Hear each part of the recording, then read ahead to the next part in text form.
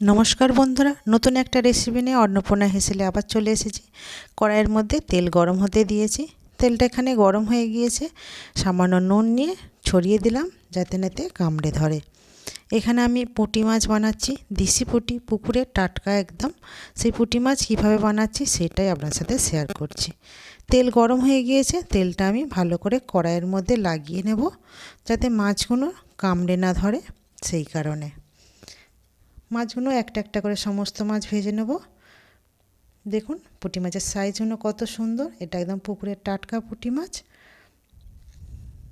মাছগুলো আমি এইভাবে সমস্ত মাছগুলো ভেজে রেডি করে নেব। আর অন্নপূর্ণা হেসেলে আমি কিভাবে বা আমাদের বাড়িতে কিভাবে বানানো হয় পুঁটি মাছের ঝাল সেটাই আপনাদের সাথে শেয়ার করছি।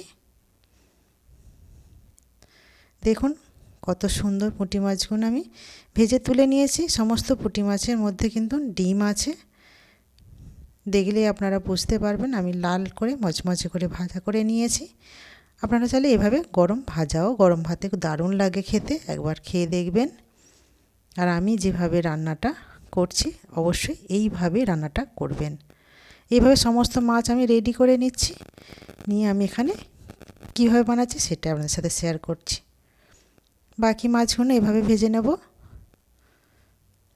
দেখুন মাছগুলো সমস্ত আমি এভাবে ভেজে রেডি করে নেব। আর আপনাদের অবশ্যই কেমন লাগছে অন্নপূর্ণা হেসেলটা জানাবেন, খুব ভালো লাগবে।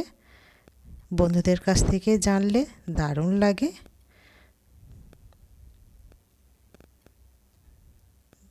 দেখুন সমস্ত মাছ আমি এইভাবে সাজিয়ে দিচ্ছি।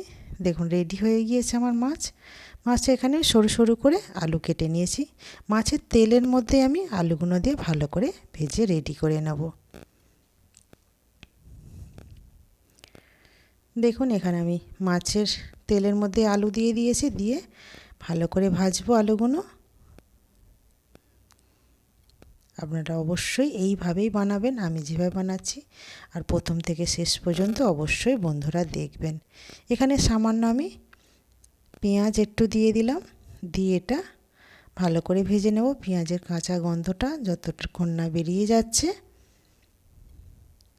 বেশি দিতে পারেন, সামান্য আধখানা পেঁয়াজ দিলেই হবে। এখানে পেঁয়াজ ভাজা হয়ে গিয়েছে, আমি 2 কোয়া রসুন এখানে দিয়ে দিলাম, দিয়ে ভালো করে তেলের মধ্যে ভাজা করে নিচ্ছি।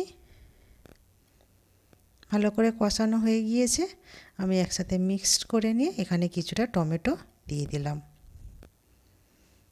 পাকা টমেটো একটা দিয়েছি, দিয়ে এটাকেও ভালো করে কষিয়ে নেব। নিয়ে ভালো করে টমেটোটা গলে যাওয়া অবধি।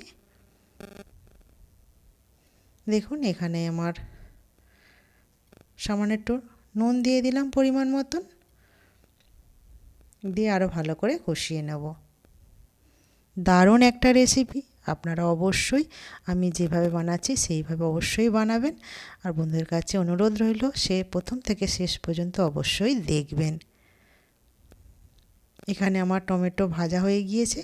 এখানে মশলা বেটে নিয়েছিলাম, এখানে শুকনো লঙ্কা, আদা, জিরে এখানে পেস্ট করে নিয়েছিলাম, সেটা এর মধ্যে দিয়ে দিলাম। দিয়ে এটাকে ভালো করে কষিয়ে নেব।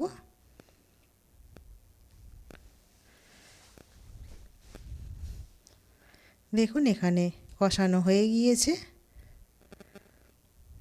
দিয়ে একটু জল দিয়ে দিলাম।